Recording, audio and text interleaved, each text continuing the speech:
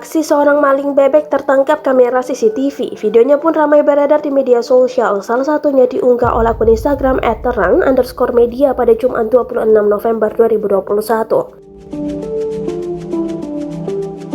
Dalam video, ia terlihat memegang sebuah karung. Ia lalu mengejar bebek yang berkerumun untuk dimasukkan dalam karung tersebut.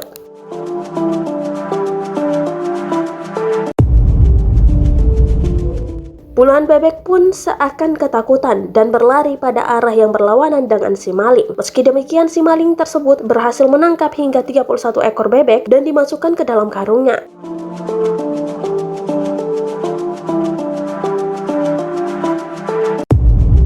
Kejadian tersebut terjadi di Klaten, Jawa Tengah. Terlihat pada keterangan waktu video CCTV, kejadian tersebut terjadi di Senin 22 November 2021. Banyak warganet yang mengomentari aksi dari si maling tersebut. Ada yang menganggap si maling itu tak memikirkan resiko penjara yang akan dihadapinya jika tertangkap. Terlebih yang diambilnya tidak terlalu banyak, kata salah seorang netizen.